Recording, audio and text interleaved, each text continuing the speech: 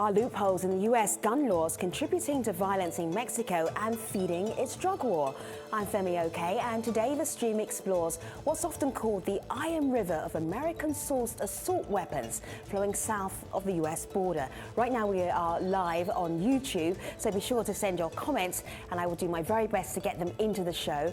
Let's start with Al Jazeera's Juliana Rufus. She is reporting here for the People and Power series. Have a look.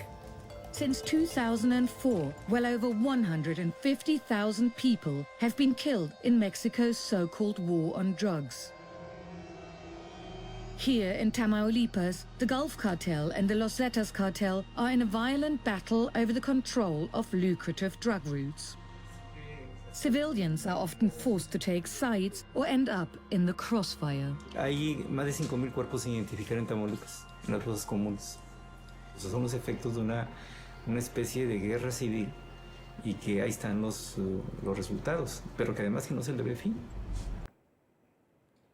US President Donald Trump often speaks about protecting Americans from violence in Mexico and has referred to it as the most dangerous country in the world.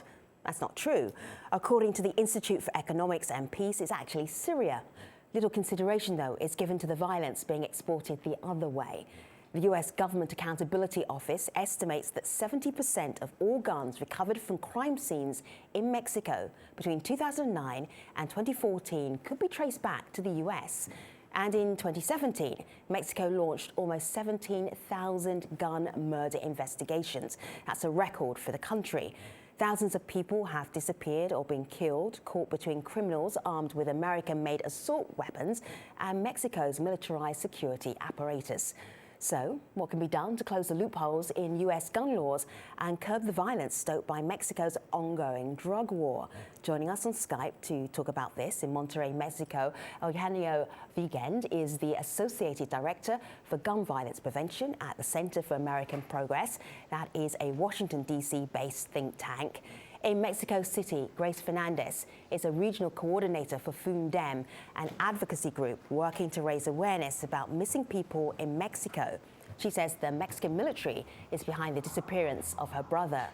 In the US state of Pennsylvania, Andalusia Noel is a journalist. She's normally based in Mexico. And in Abu Dhabi, Omar Garcia Ponce is an assistant professor of political science at the University of California, Davis. We also invited representatives from the US Bureau of Alcohol, Tobacco, Firearms and Explosives, also known as ATF, and we asked them to join in our conversation today. They turned down our request, but it's good to see you guests here. Welcome to the stream. Andalusia, I just reeled off a whole load of stats and figures and thousands of people and murder investigations, but what is it really like when we're talking about gun violence in Mexico? What is the reality? Tell us a story, take us into what people are having to cope with on a daily basis, what you cope with every day. Sure. There's a story that has gotten very little press, both in Mexico and also abroad, that just happened 2 weeks ago with 3 film students in the state of Jalisco. They had gone to the city of Tonalá to work on a film. They were returning to the city of Guadalajara, which is an enormous metropolitan city in northwestern Mexico. And they were stopped by a group of armed men who said that they were police, they don't know who they were, and they were taken away. 2 weeks have gone by and these students are still missing. They're disappeared, which is what has happened to over 30,000 people in the past 10 years. And it's unknown, are they alive? Are they dead? Are they being detained by police? Were they kidnapped? There's no ransom asked. And the government has done little to search for them. It was actually shown that at the moment that they were attacked by armed men, and their friends called the police, that they didn't arrive for hours on the scene and to help search for them. So I think that shows when we talk about weapons, often perhaps we think of murders, but weapons and guns in Mexico also leads to these kinds of disappearances. Grace, it's impossible to have this conversation without getting personal, and I'm going to do that straight away with you. You shared some pictures with us. I see this one here. It's you and your brother. Tell us about your brother. What happened to him? Well, he lives in Torreon in 2008. He's a regular man in Mexico. He has 5 kids, boys and girls. And one day he's supposed to go to pick one of of his daughter in a friend's house, and suddenly he never arrives. The same day, my mom arrives to Tehran, and he's supposed to take her at the bus station, and he never arrives. We try to go to the police station in order to say you have to look for him, but in those times in Mexico, you have to wait until 72 hours after the last notice you have of your relative in order to police start to look for them. So this happened 2 years after President Calderon declared the war on drugs to the criminal organizations. And as Alicia told you, the same as happened with these boys in Guadalajara and Jalisco, a lot of people dress as police officers, and even real police officers used to keep the people, and then they take to the criminals organizations. They police officers, politicians, they work for criminals.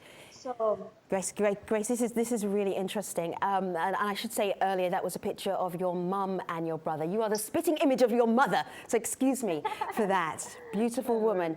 Eugenio, there has a connection to be made, because you could just say, or if you didn't know Mexico really well, well, then Mexico, it's mayhem, it's hectic. The police don't know what they're doing. What has this got to do with guns? Well, there are certainly certain factors in Mexico that need to be addressed. Andalusia mentioned the police impunity rates. There are certain things that Mexico needs to address, but the role that U.S. firearms is undeniable. It's very easy to acquire a gun in the United States with no questions asked, and not just any gun. Semi-automatic firearms, which are commonly used by criminal groups in Mexico, weapons like the AR-15 and AK-47.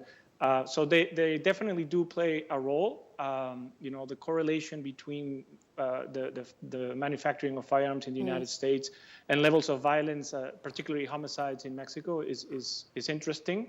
And I would add to what Andalusia said, that it's true. It's not just homicide that is driving violence in Mexico, but also kidnappings and violent robberies, which it often involves weapons. When you were studying your PhD, you were looking at violence in Mexico. You had a very real example of what that was like, almost a practical. What happened to you? That's correct. Yes. So on fall 2011, I was visiting my mom here in Monterrey. She asked me to go and pick up my uncle and drop him off at my grandparents' house. While I was waiting outside my uncle's office, young men, I believe around 20, pointed a gun at me, and he took the car, he took my wallet, he took everything, and that's what got me involved in guns in the first place. During my graduate studies, I knew I wanted to do something about violence in Mexico. I didn't know what until that moment, when I had a gun pointed at my head. What is that like? It's very frightening. I was trembling after that. I actually scream a little bit at my uncle that come out. Usually it's a very there's a lot of respect between me and my uncles, and I at that time I was actually screaming. I was very frightened. Of course. Omar, let me bring you into the conversation. I want to show you this first of all. This is an op-ed that was written by a researcher called John Lindsay Poland.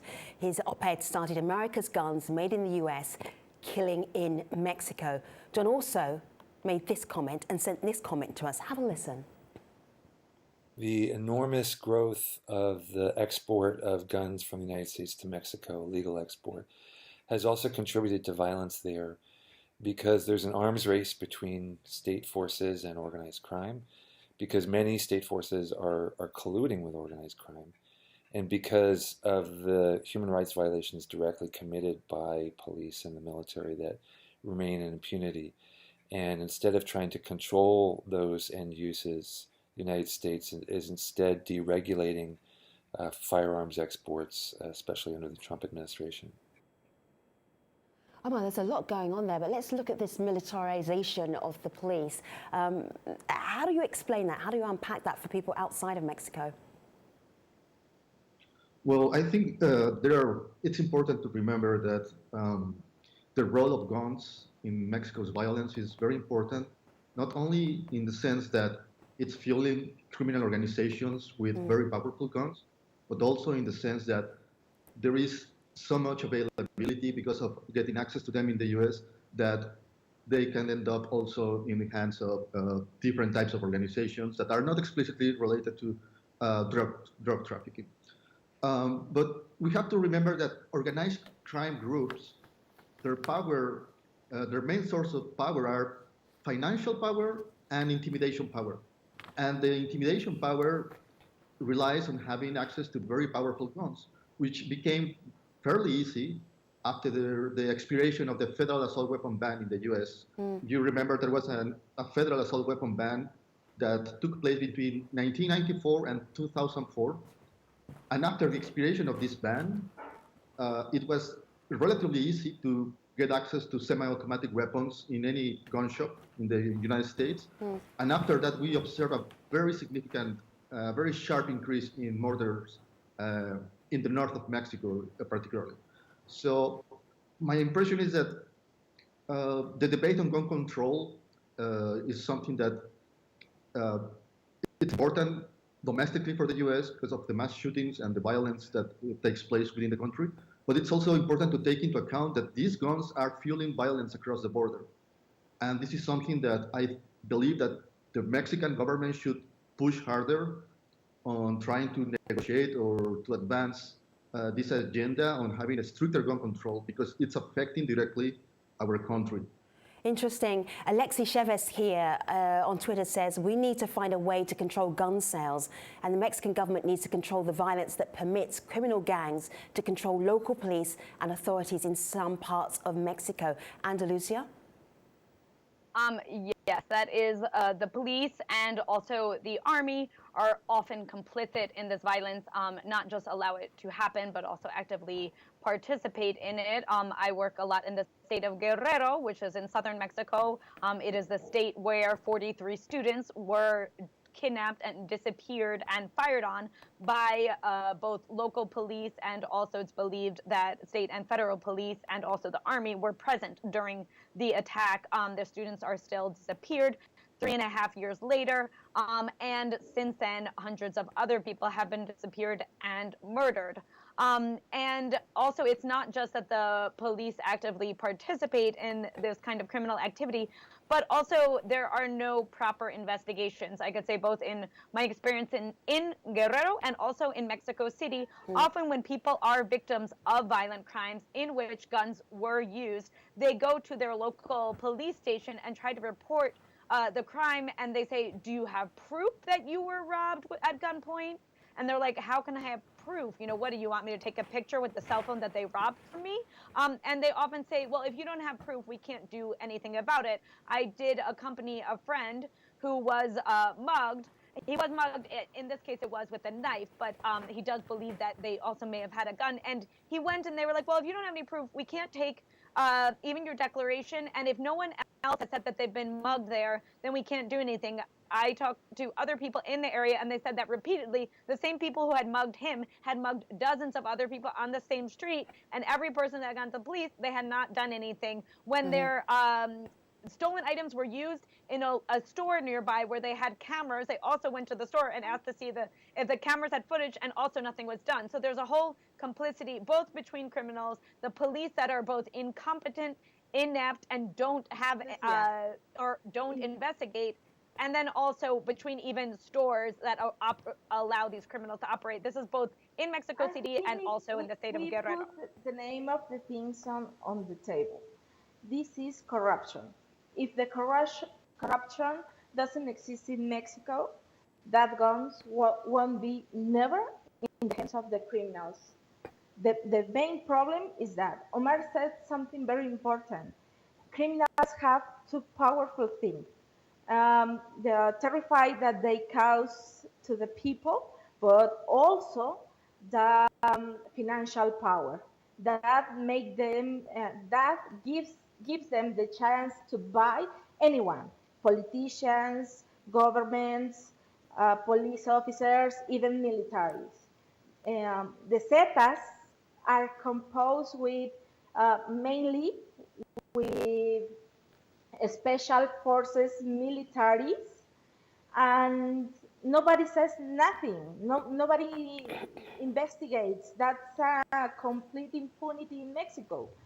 If we, as Lucia said, when you go and try to say somebody put a gun on my head, uh, they start to ask you, what are you doing there, and what are you doing for a living, why you have an iPhone, why you have whatever. Instead of says, what kind of I don't know, the physical Yeah. description of the guys. Why? Because all the politicians, all the police officers are involved with the criminals. That's one of the biggest problems in Mexico. I do agree. There's a lot of issues that need to be addressed in Mexico, but the United States also needs to recognize its shared responsibility on the issue. After all, the drugs are consumed in the United States, and weapons are coming from the United States to Mexico. And there are ways that the U.S. can do so through regulations that I have to say do not infringe on the Second Amendment, which is usually the argument that we get pushed back when we try to say, the U.S. can collaborate with Mexico in terms of reducing the levels of gun trafficking. There are regulations like implementing universal background checks on every gun transaction, and I have to kind of explain what this is. When you go to a gun store, they implement a background check to see that you don't have criminal records, that you don't have a history of domestic violence. But on private transactions, these background checks do not occur. So it's very easy for anybody to go to a gun show or try to buy a gun online with no questions asked. We advocate for universal background checks as a way to reduce violence in the United States, but it's also a way that would reduce gun trafficking to Mexico, does not infringe on the Second Amendment, and is highly supported by the population in the United States.